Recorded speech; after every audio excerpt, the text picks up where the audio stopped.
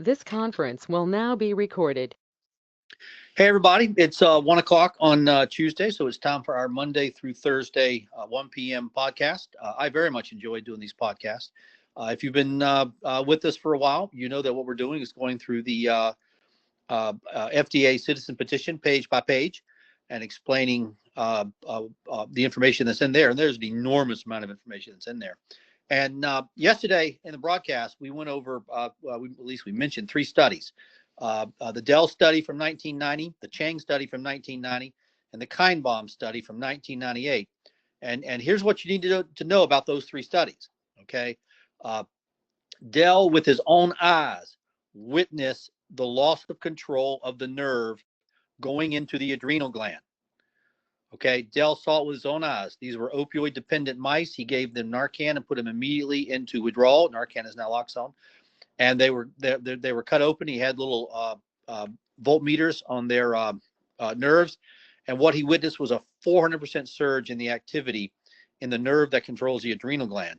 Chang came by a few months later, replicated the findings, but showed that if you took out the adrenal glands, you did not get a surge in epinephrine. Now, it's this surge in epinephrine that we're worried about. Okay, epinephrine is adrenaline, and if you get too much adrenaline, it will kill you. Enough will save you, too much will kill you. Okay, so here we have these mice studies done back in 1990 that show a loss of control of the adrenal glands and adrenaline toxicity with opioid withdrawal. Okay, that should have stopped OxyContin from being approved right there.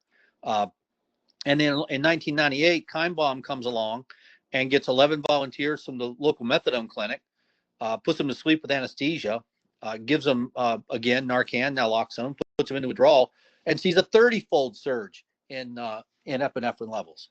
Okay, so this is real. When people go into opioid withdrawal, they are losing control of their adrenal glands and they're experiencing adrenaline toxicity, which will kill you.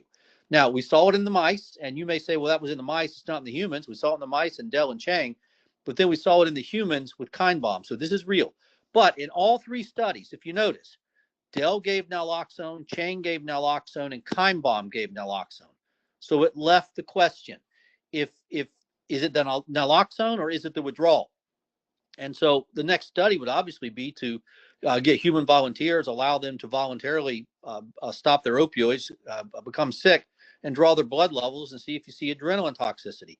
But that study did not happen until we did it in 2022. Dell was in 1990, Chang was in 1990, and this wasn't done until we did it in 2022. Why didn't that happen? What changed? And the only answer we could come up with is the funding changed. The funding for opioid research went from being controlled by NIH, National Institute of Health, to being controlled by NIDA, NIDA, National Institute of Drug Abuse. And they're the people that are advocating for this brain disease theory of addiction, dopamine theory of addiction, brain disease model of addiction, that when you take an opioid or take anything that's addictive, you get a surge in dopamine in your brain and it hijacks the circuitry of your brain and you just become a blithering drug addict. I never did believe it. There's no evidence for it. It's a ridiculous theory. It doesn't hold water. But what we're looking at here is real science. So what we did was the simplest thing in the world. Okay, what we did was the simplest thing in the world. We got some volunteers and asked them to voluntarily stop their opioids, come into the office on day 3. We drew their blood. Okay, now we actually got 3 separate groups. We got one group that was opioid dependent. Okay, in other words, when they stop taking the opioids, they get sick. We asked them to stop taking their opioids for 3 days and come into the office, do a couple of questionnaires, get their blood drawn. We would then give them 1 dose of buprenorphine, wait 2 hours, draw their blood again, and repeat their questionnaires again. We also had a group, group 2, that were opioid dependent but chronically stabilized on buprenorphine. They didn't stop any opioids; they didn't get sick. And then we had a 3rd group that were the opioid naive. And what we want to do is we want to go over the results of this study in detail. We're not going to try to do it all today. We'll go into it tomorrow. But if you look right there on the screen in front of you, okay, you see the big chart on top.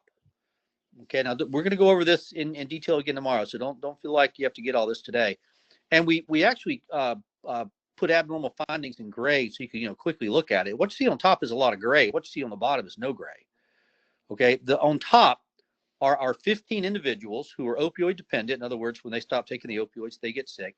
On top is 15 individuals that were in opioid withdrawal. Look at the amount of gray. They're sick. Look at the abnormal adrenaline levels, epinephrine, norepinephrine, dopamine. These people are not only sick, they're in a life-threatening situation. What you're seeing on the screen in front of you right there is a life-threatening situation. We then gave them one dose of buprenorphine and repeated everything 2 hours later, and that's the second chart down. See how much gray is gone? Now, there's still some abnormal adrenaline levels in there, and that concerns us greatly, but they're feeling a whole lot better just after one dose. And then the third chart down there, that's the opioid dependent, chronically stabilized on buprenorphine. These are people that were taking buprenorphine every day, and you see their results right there. And then the bottom group are opioid naive; they've never taken opioids. And as you can see, when you take people who are opioid dependent and you put them on buprenorphine, the third graph there, you can't really tell the difference between people who are opioid dependent, chronically stabilized on buprenorphine, and people who are opioid naive. In other words, buprenorphine takes them back to normal. Now, remember, this is a part of the citizens petition where we're going through the justification of why buprenorphine should be used as an antidote, and you're looking at it right there in front of you. Buprenorphine makes our people normal, or as close to normal as you can get. Let me say that again. Buprenorphine makes our people normal, or as close to normal as you're going to get. Buprenorphine allows our people to return to a normal lifestyle.